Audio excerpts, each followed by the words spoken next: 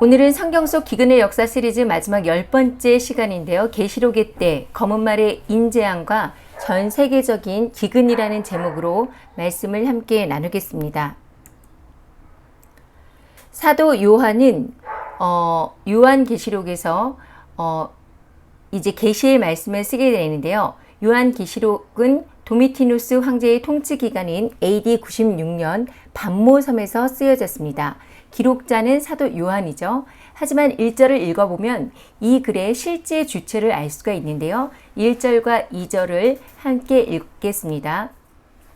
예수 그리스도의 계시라. 이는 하나님이 그에게 주사 반드시 속히 일어날 일들을 그 종들에게 보이시려고 그의 전사를 그 종 요한에게 보내어 알게 하신 것이라.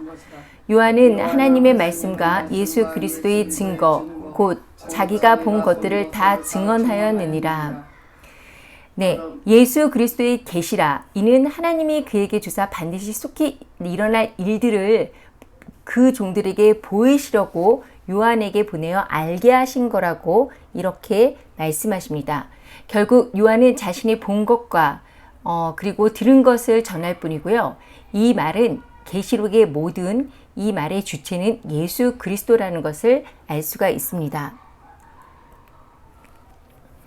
이 1절에 예수 그리스도의 계시라는 구절의 그 계시라는 단어는요. 영어로 revelation, 영어 성경으로 보면 The of Jesus Christ로 계시의 주체가 예수 그리스도임을 좀 더 분명하게 알 수 있습니다.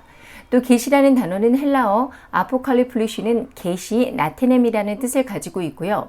계시록이 쓰여졌을 때 사용되어진 아람어로는 겔료나로 드러내다, 비밀을 공개하다라는 뜻을 가지고 있습니다.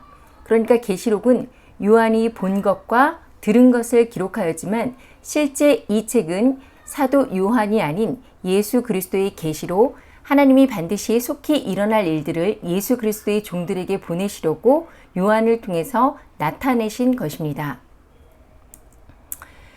요한은 계시록에 어떤 내용을 그럼 기록했을까요? 1장 19절의 말씀을 하고 있죠. 첫째는 내가 본 것, 둘째는 지금 있는 일, 그리고 장차 될 일. 이 세 가지를 요한계시록은 기록하고 있는데요. 여기서 요한이 본 것은 인자 같은 이의 오른손에 든 7별과 7금 촛대였습니다. 그리고 이 7별은 7교회의 사자이고 7촛대는 7교회라고 성경은 이렇게 말씀하고 있는데요.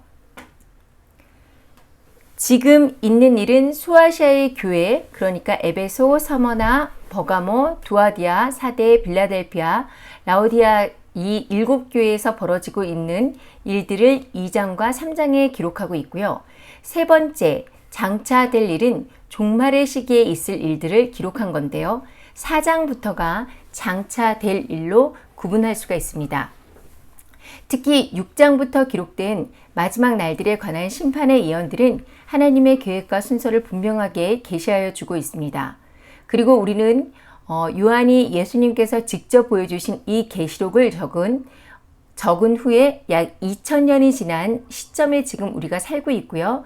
그렇다면 계시록은 기록된 후에 지금까지 어떤 일이 일어났을까요? 아니면 아직도 계시록의 일은 일어난 것이 하나도 없을까요?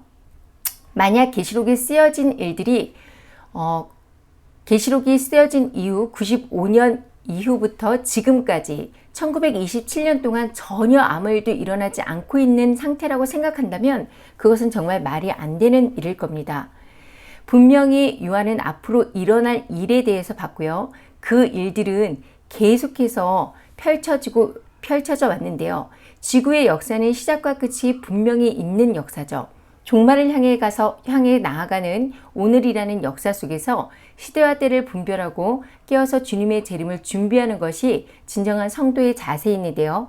우리는 은혜의 때인 교회의 시대를 지나서 이제 마지막 심판의 때에 살아가고 있습니다. 이것은 단순히 저나 일부 목회자들의 주장이 아니고요. 성경을 통해서 그 사실을 분명하게 알 수가 있는데요.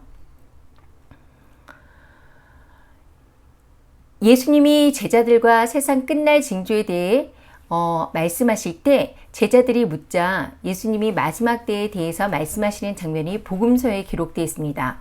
마태복음 24장 2절에서 8절 말씀, 또 누가복음 21장 8절에서 11절에 나와 있는데요. 많은 성경의 예언들이 이것을 예수님의 초림으로 보기도 하고 또 예수님의 재림 이렇게 예언들이 구분되어져 있지만 어떨 때는 이중적으로 이렇게 표현이 됩니다. 예를 들어서 마태복음 24장이나 누가복음 21장은 AD 70년에 닥칠 예루살렘의 멸망, 지난 시간에 보았죠. 이 티토스 장군에 의해서 예루살렘 성이 무너지는 그 상황을 분명하게 말한 것이기도 하지만요. 분명히 다시 세상 끝에 지구 위에 임할 멸망의 징조들이 이중적으로 조명되어지고 있습니다. 누가복음 21장 35절에서도 이날은 온 지구상에 거하는 모든 사람에게 임할 것이라고 이렇게 말씀하셨고요. 또 마태복음 24장 21절에서도 이는 그때에 큰 환란이 있겠습니다. 창세로부터 지금까지 이런 환란이 없었고 또 후에도 없으리라고 이렇게 말씀하시면서 이것이 단순히 AD 70년 예루살렘의 그 멸망뿐만 아니라 앞으로 있을 마지막 때 종말에 대한 예언임을 분명하게 말씀을 하고 계신데요. 예수님이 말씀하신 마태복음과 누가복음의 그 세상 끝날에 임할 징조는 오늘 우리가 함께 나누는 이 계시록 6장의 첫 번째부터 네 번째인과도 평행 본문을 이루고 있습니다. 그리고 이 말씀이 이 시대에 그대로 성취되어지고 있는데요. 또 주전 520년 전인 스가랴 선지자가 본 여덟 번째 그 환상의 네 병거 역시 계시록 6장과 연결되어 있죠. 성경은 이미 마지막 때를 살아갈 성도들을 위해 모든 것을 기록하고 있고 역사는 반복되어지고 있습니다. 이스라엘의 역사를 통해 말씀하신 하나님의 말씀들이 지금도 적용되고 있는 거죠. 또 성경의 타임라인을 볼 때 예수님의 초림 이후를 이방인의 구원의 시간으로 본다면 구원을 위한 시간으로 본다면 요한이 계시록에서 말한 7교회는 분명 당시에 있었던 교회의 모습을 말하지만 교회사와 대비해 본다면요. 에베소 교회와 그리고 서바나 교회를 서바나 교회를 초대교회로 또 버가모 교회와 두아리아 교회를 중세교회 그러니까 로마 카톨릭의 시대로 4대 교회는 종교개혁의 시기라고 이렇게 볼 수가 있습니다. 또 빌라델피아 교회와 라오디아 교회는 말세 교회라고 이렇게 볼 수가 있죠. 현재 우리가 보고 있는 많은 교회들이 뜨겁지도 차갑지도 않는 라오디아 교회의 모습을 하고 있는데요. 그러면 우리는 여전히 이 이방인의 때 은혜의 시간에 머물러 있는 것일까요? 성경은 마태복음 21장, 24장과 마가복음 13장 그리고 누가복음 21장에서 예수님은 무화과 나무의 비유를 배우라고 이렇게 말씀을 하셨는데요. 여기서 비유적으로 말씀하신 무화과 나무는 이미 오래전에 죽은 무화과 나무를 상징합니다. 우리는 마태복음 21장에서 열매가 없으므로 주님의 저주를 받아 뿌리채 말라버린 한 무화과 나무를 발견하게 됩니다. 이른 아침에 성으로 들어오실 때에 시장하신지라 길가에서 한 무화과 나무를 보시고 그리로 가서 잎사귀밖에 아무것도 얻지 못하시고 나무에게 이르시되 이제부터 영원토록 내가 열매를 맺지 못하리라 하시니 무화과 나무가 곧 마른 자지라라고 말씀하십니다. 이것은 열매 없는 이스라엘의 멸망을 상징하고 있는데요. 또 마태복음 21장 43절에서 그러므로 내가 너희에게 이르노니 하나님의 나라를 너희는 빼앗기고 그 나라의 열매 맺는 백성을 받으리라 라고 하신 말씀대로 열매를 맺지 못한 그들은 실질적으로 AD 70년에 로마 장군 디토에 의해서 멸망하고 이제 이방인의 때가 된 것입니다. 그런데 예수님은 이 무화과 나무가 다시 살아난다고 이렇게 말씀을 하셨습니다. 마태복음 24장 32절과 33절을 함께 읽겠습니다. 무화과 나무의 비유를 배우라. 그 그 나무가 연하여지고 잎사귀를 내면 여름이 가까운 줄 아나니 이와 같이 너희도 이 모든 일을 보거든 인자가 가까이 곧 문 앞에 이른 줄 알라. 이 마태복음 24장 32절에서 가지가 연하여지고 잎사귀를 내면이라고 말씀하셨는데요. 그 일이 바로 1948년 5월 14일에 일어났습니다. 로마에 의해서 멸망한 지 1878년 만에 다시 이 예루살렘이, 그러니까 이스라엘이 건국된 것인데요. 122년이 모자라는 2000년 만에 성취된 거죠. 이스라엘의 독립의 때가 1948년 5월 14일이었습니다. 이스라엘을 독립시키자는 유엔 총회의 결의가 찬성 33표 대 반대 13표 그리고 기권 10표로 통과됐죠. 당시 아랍 국가들은요, 자신들이 이길 것이라고 철통같이 믿고 있었다고 하는데요. 왜냐하면 석유 자본을 무기로 이 법에 찬성하는 나라에는 석유를 팔지 않겠다고 협박을 했었기 때문입니다. 하지만 여러분이 다 아시다시피 석유가 없으면 나라가 망하잖아요. 그런데도 결과는 과반수가 훨씬 넘는 절대 찬성으로 이스라엘의 건국이 가결됐습니다. 이스라엘이 다시 독립한 것은 거의 2000년 만의 일이에요. 한국이 일본에 36년 동안 주권을 빼앗긴 동안 한국 사람들은 영영 독립할 수 없다고 믿었습니다. 일본은 민족 말살 정책을 세워서 우리나라 그 한국인들의 이름도 일본식으로 바뀌었고요. 한국말도 쓰지 못하게 하고 일본말을 사용하게 했죠. 한 민족이 주권을 잃고 또 국토를 잃고 민족이 온 세계로 흩어진 지 2000년이 지났다면 그 민족을 잃고 언어도 잃어서 역사에서는 완전히 사라졌어야 했을 텐데요. 한번 생각해 보세요. 우리 고대 역사에 고조선이 멸망한 지 2000년 정도입니다. 그 고조선이 다시 하루아침에 세워질 것이라고 믿는 사람이 있을까요? 아무도 없겠죠. 상상도 할 수 없는 일인 거죠. 2000년이 지난 후에 유대인들은 팔레스타인 땅이 내 것이라고 해서 그 땅을 차지한 것은 인간적으로 생각할 때는 분명히 불가능한 일이었습니다. 그런데 이런 불가능한 사건들이 현실 세계에서 일어난 것이고요. 이것은 역사의 주권자인 하나님께서 하시지 않고는 절대 일어날 수 없는 일이었습니다. 그 후에 1967년 예루살렘을 탈환했고요. 2018년엔 예루살렘이 이스라엘의 수도가 되었습니다. 이스라엘의 회복은 우리에게 예수님의 재림이 멀지 않았음을 나타내는 징조인데요. 이어진 마태복음 24장 33절, 34절에서 예수님은 이런 일이 일어나는 것을 보거든 인자가 가까이 곧 문 앞에 이른 줄 알라. 이 세대가 지나가기 전에 이 일이 다 일어나리라라고 이렇게 말씀하십니다.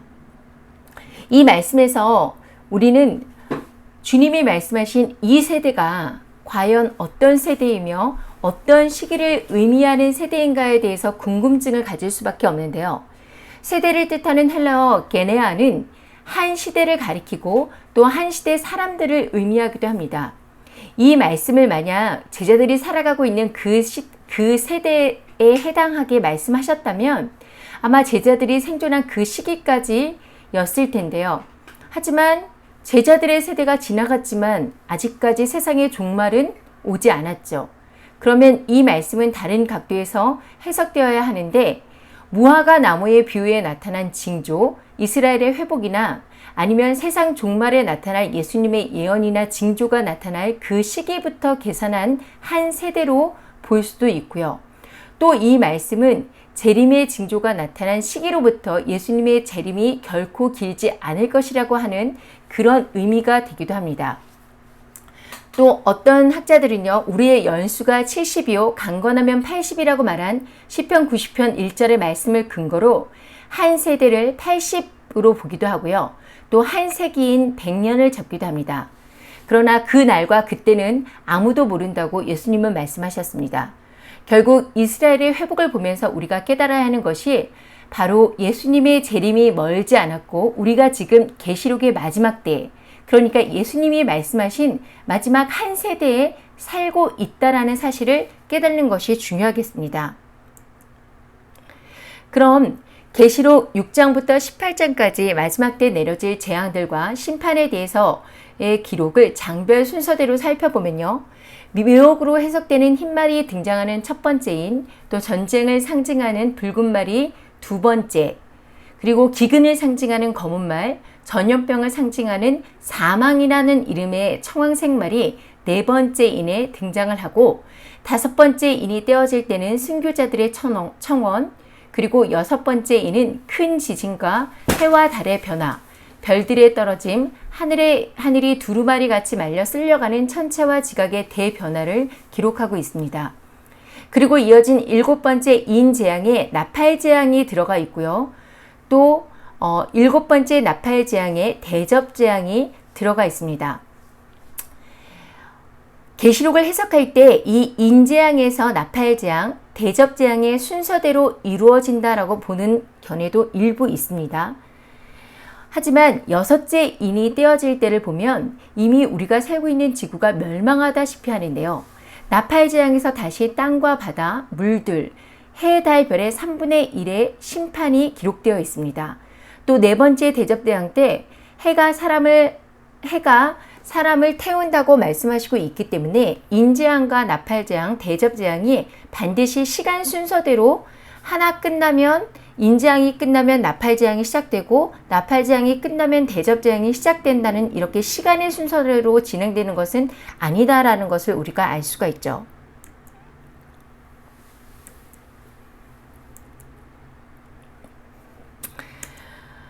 그래서 이 계시록을 읽는 성도분들은 아니 전 세계적인 전쟁과 기근, 전염병이 세계의 역사에 지금 처음 있는 일이 아니지 않느냐. 이것으로 예수님의 재림이 가까워졌다라고 어떻게 볼 수 있냐. 이렇게 말을 할 수 있어요. 이렇게 생각하시는 분들도 있는데요. 이미 전 세계가 1, 2차 세계대전을 경험했고요. 또 스페인 독감이나 흑사병과 같은 전 세계적으로 유행한 전염병도 분명히 있었습니다. 뭐 가뭄이나 지진은 말할 것도 없겠지요. 그럼 계시록에 쓰여진 95년부터 지금 우리가 살고 있는 2022년까지 1927년 동안 7인 중에 이 네 번째 인까지는 역사 속에서 미래가 과거가 되고 또 현재로 확장되어서 진행이 되어 왔다라고 이렇게 볼 수가 있습니다. 또 다섯째 인에 등장하는 순교자들이 교회사에 끊임없이 생겨왔고요. 지금도 교회에 대한 핍박으로 그리스도인이라는 것이 밝혀지면 죽음을 면할 수 없는 나라들이 있습니다. 그래서 많은 성경학자들은 계시록을 해석할 때 6장에 나오는 인재앙부터 대접재앙까지를 순차적인 시간의 순서로 기록된 것으로 보지 않고요. 인재앙, 나팔재앙, 대접재앙이 갈수록 강도가 점점 세워진다는 소용돌이설을 이야기합니다. 이것을 점진적 평행주의라고 이야기하는데요.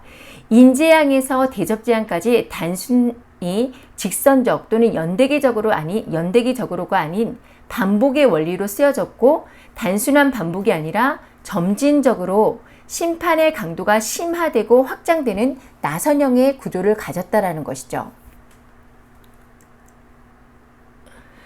또 각각 7개씩의 재앙 중에 인재앙과 나팔재앙까지는 영계에서 일어나는 심판으로 보고요. 지구 땅에 있는 사람들의 심판은 전부 3가지 화와 관련되어 있기 때문에 5번째, 6번째, 7번째 나팔재앙과 관련이 있다라고 보기도 합니다. 특히 7 나팔 중에 지금 4 재앙은 사람들이 회개할 수 있도록 자연계에서 집중되어 일어나고 있는데요. 자연에 대한 재앙도 천체의 3분의 1만 미치고 3분의 2는 면하게 되죠. 어떻게 보면 이것은 심판이 아니라 제한적이고 경고적인 의미를 가진 재앙임을 나타내고 있고요. 사실 자연계에 대한 3분의 1의 파괴도 인류에게는 세계적인 경제 기근을 발생시킬 커다란 재앙이 될 텐데 5번째 나팔부터 7번째 나팔은 사람들에게 직접적으로 내려지는 재앙으로 화로 분류할 수 있습니다. 이런 견해로 지금 우리가 살고 있는 계시록의 시간을 생각해 본다면요. 지금 우리는 5째 인과 6째 인 사이에 있을 수도 있다라고 이렇게 보여지고 있는데요. 어쨌든 지금 우리는 무화과 나무를 상징하는 이스라엘이 다시 건국하고 한 세대의 끝부분에 분명히 살고 있습니다. 이런 상태에서 대배도와 전 세계적으로 퍼진 팬데믹 코감기를 통한 주사의 미호, 또 흰말의 시대를 경험했고요. 미국을 비롯한 나토 회원국들의 지원을 받은 우크라이나와 중국이 힘을 보태고 있는 러시아와의 전쟁, 이 붉은 말의 시대를 보면서 전 세계의 인플레이션을 경험하고 있습니다. 미혹과 전쟁, 기근, 그리고 전염병이 일부 지역에서 일어나는 것이 아니라 전 세계적으로 이루어지고 있다는 사실에 우리는 주목할 필요가 있습니다. 또 설마 하겠지만 이번 전쟁과 인플레이션은 셋째인 검은 말로 전 세계적인 기근으로 분명하게 이어지고 있습니다. 그리고 이 기근은 결국 빠르게 완성되어져 가고 있는 짐승의 왕국, 그러니까 짐승의 시스템에서 준비되어 있지 않은 성도들을 짐승의 노예로 만들게 될 것인데요. 지난 5월 19일 영국 이코노미스트지는 다가오는 식량 재앙이라는 타이틀 아래 표지를 발표했습니다. 또 소제목을 보면 푸틴의 내부쇼, 소프트뱅크의 다음 행보는 그리핀과 탈탄소화, 중국의 투자 불가라고 이렇게 적혀져 있고요. 표지의 사진은 언뜻 보면 잘 익은 밀 이삭의 모습이지만요. 자세히 보면 해골들이 주렁주렁 달린 섬뜩한 사진을 담고 있습니다. 이 세 개의 이삭은 계시록의 셋째 재앙을 말하고 있는 듯 보이고요. 앞으로 기근으로 많은 사람들이 굶어 죽게 될 것을 암시하고 있습니다. 이렇게 전 세계적으로 동시에 전염병과 전쟁이 계속돼서 장기화되면 그 다음에 반드시 따라오는 것은 당연히 기근, 즉 경제공황의 쓰나미가 될 텐데요. 계시록의 검은 말 재앙입니다. 세계의 그 밀 곡창지인 우크라이나가 지금 전쟁으로 밀과 보리, 기름값이 줄줄이 올랐고요. 또 물가가 급등해서 결국 세계 증시도 동시에 폭락되는 악순환이 계속되어지고 있습니다. 결국 재난이 재난을 불러오고 있는 것이죠. 특히 최근에 주식시장은 폭락을 거듭하고 있는데요. 어제는 41년 만에 겪고 있는 최악의 인플레이션으로 주식시장은 나스닥이 4.7% 떨어졌고 우리나라의 그 코스피도 2,500선이 붕괴되면서 베어마켓, 이 베어마켓이라는 것은 전달 고점 대비 20% 이상 하락한 약세장을 말하는데요. 한마디로 금융시장은 패닉에 빠진 상태였습니다. 현재 세계 경제는요, 스태그플레이션, 이른바 S의 공포에 휩싸여 있는데요. 정체를 의미하는 스태그네이션과 물가 상승을 뜻하는 인플레이션의 합성어인 스태그플레이션은 물가 상승과 높은 실업률, 경기 침체가 함께 오는 것을 말하고 있습니다. 고물가 저성장을 의미하죠. 결국 앞으로 이 경제난이 쉽게 몇 달 안에 끝날 것이라는 예측은 버리는 것이 좋다라고 이렇게 볼 수가 있는 거죠. 현재 전 세계적인 가뭄도 계속되고 있습니다. 특히 아프리카의 뿌리라고 불리는 동아프리카 지역은 심각한 가뭄으로 16,070만 명이 극심한 식량 불안에 시달리고 있다고 유엔 식량농업기구가 밝히고 있고요. 중동과 방글라데시는 북아프리카에서 이미 식량 폭등이 일어나고 있는데 가격이 너무 올랐기 때문이죠. 그래서 일부 나토 국가들은 식량과 연료를 배급하기 시작했고요. 또 스페인에서는 계란과 우유, 기타 유제품 같은 다양한 제품들이 산발적으로 부족해서 수요를 따라가지 못함에 따라서 부족 현상을 겪고 있고 주요 슈퍼마켓들은 해바라기 기름을 배급하기 시작했습니다. 그리고 또 그리스에서는요, 최소한 4개의 국가 슈퍼마켓 체인이 그 밀가루와 해바라기 기름과 같은 식품의 배급제를 시작했다고 하는데요. 지금 미국도 예외가 아니에요. 분유 대란을 맞이하고 있어서 분유값이 엄청나게 올랐는데 분유 한 통에 100불이 넘는 아주 높은 금액을 줘도 지금 분유를 살 수 없는 상황입니다. 또 일부 품목은 이제 수입 구매 제한이 생겼어요. 그래서 물 같은 것도 한 사람당 2개씩밖에 사지 못하는 경우도 생기고 있습니다. 특히 이제 이 미국의 캘리포니아 주는요, 심각한 가뭄으로 급수 제한 조치가 지금 시행되고 있죠. 우리나라 역시 확 줄어든 강우량 때문에 댐의 저수량이 위험 수위를 나타내고 있는 상태입니다. 지금 이렇게 세계는 식량난으로 골치를 겪고 있지만 글로벌 리스트들의 세력들은 탄소 배출을 줄여야 한다는 명목으로 식량을 파괴하게 하는 정책을 펼치고 있기 때문에 앞으로의 상황은 더욱 악화될 것입니다. 이렇게 세계 최대 곡창지대인 우크라이나와 러시아의 전쟁, 그리고 또 심각한 가뭄은 계시록의 셋째 인이 떼어지고 심각한 기근의 때가 왔다라는 것을 분명하게 보여주고 있습니다.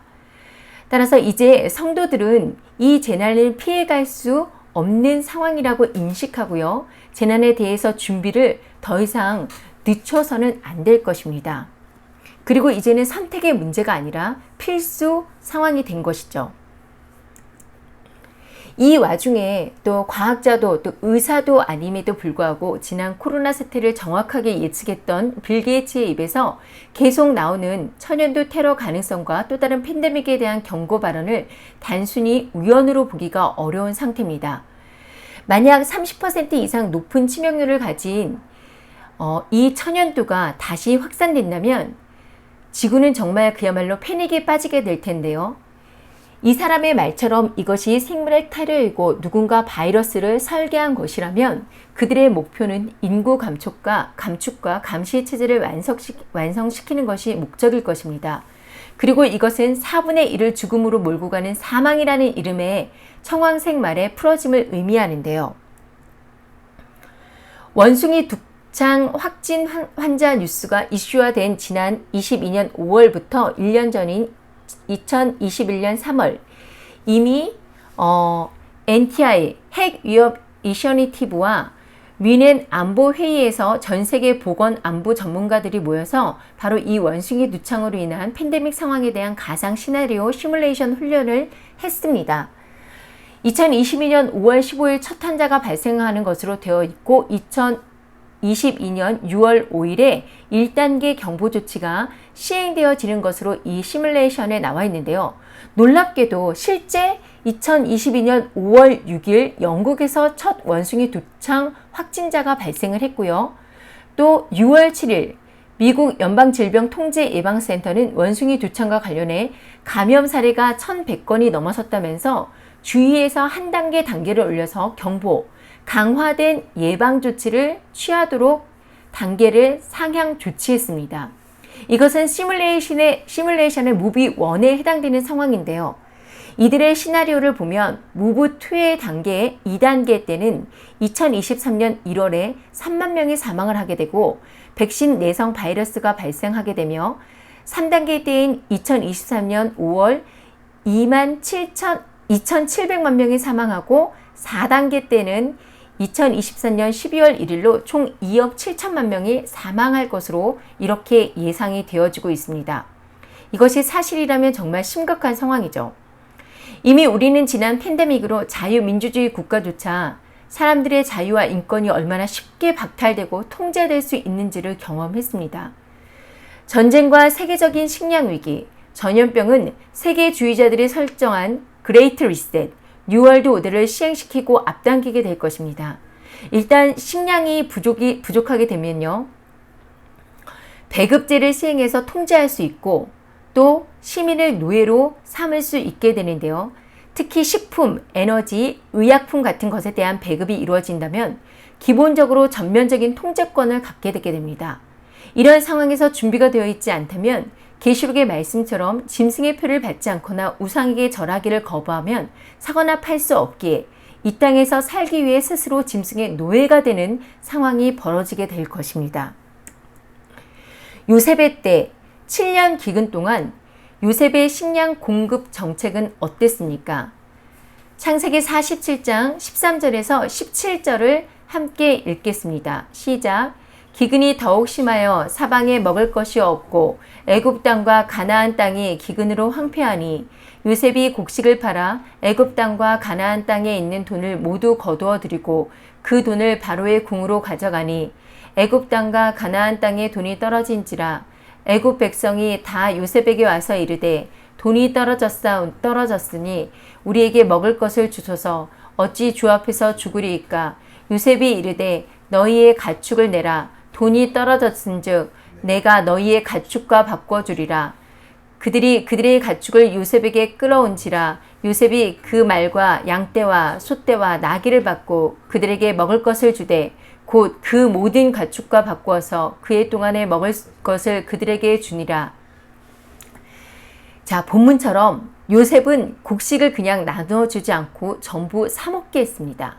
기근이 들은 첫해 애굽 사람들이 처음에는 돈을 가지고 곡식을 사러 왔는데 돈이 떨어졌어요. 그러니까 결국 가축으로 곡물과 바꾸게 되죠. 그리고 기근이 들은 두 번째 해에 그들은 말과 양떼와 소떼와 나귀를 끌고 와서 양식을 얻습니다. 그러다가 온 세상이 극심한 기근이 들은 3년째 사람들은 가축도 떨어지니까 이번에는 요셉을 찾아서 어떻게 했나요?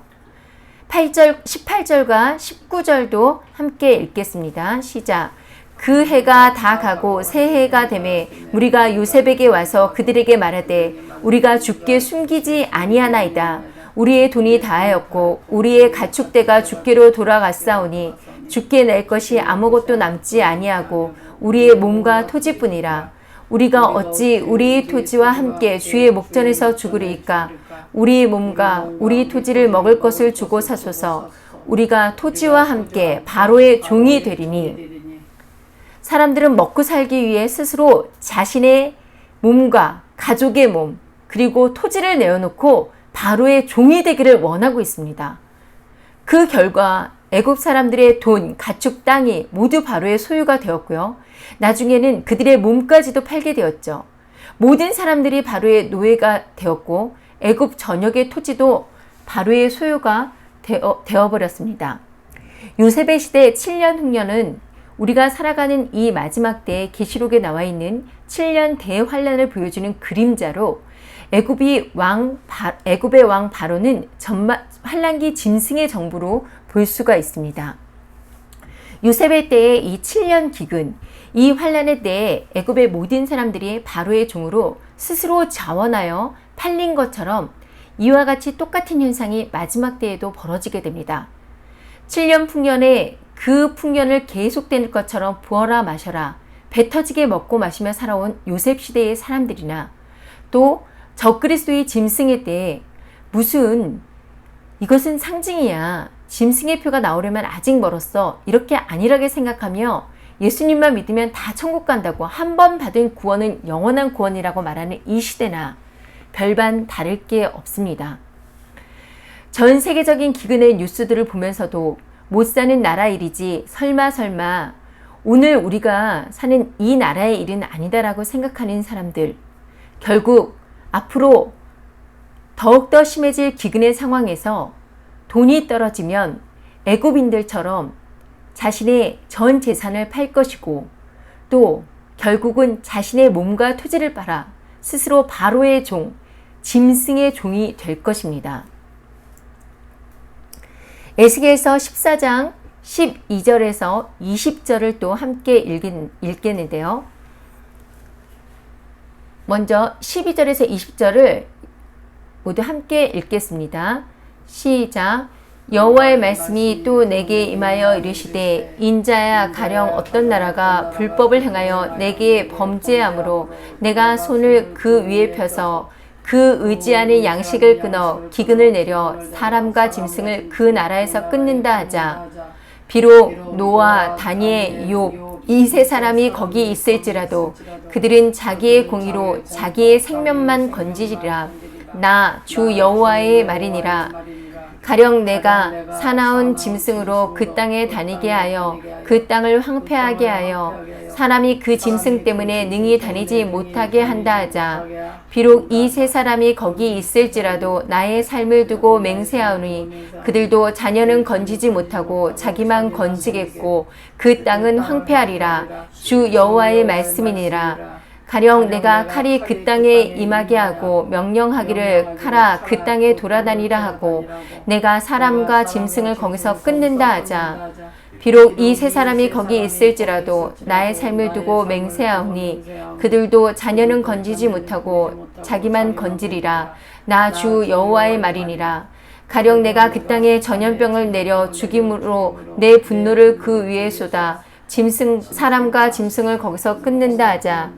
비록 노아, 다니엘, 욥이 거기 있을지라도 나의 삶을 두고 맹세하노니 그들도 자녀는 건지지 못하고 자기의 공의로 자기의 생명만 건지리라. 나 주 여호와의 말씀이니라. 아멘. 이 본문은 에스겔 선지자가 예루살렘의 멸망을 예언하는 내용입니다. 역시 이중적 표현으로 마지막 때에 오늘 우리가 본 계시록의 인재앙, 네 마리의 그 인재앙과 동일하게 기근과 사나운 짐승, 칼, 전염병의 재앙이 기록되어 있습니다. 그리고 강조와 반복해서 노아, 다니엘, 욥이 예루살렘에 있을지라도 이 기근과 칼과 사나운 짐승, 계시록에서는 흰 말이에요. 전염병을 내리는 이 하나님의 심판을 피할 수는 없다라고 이렇게 말씀하시는데요. 마찬가지로 휴거에 대해서 여러 가지 주장이 있지만 마지막 때 성도들도 환난을 통과한다라는 것을 알 수가 있습니다.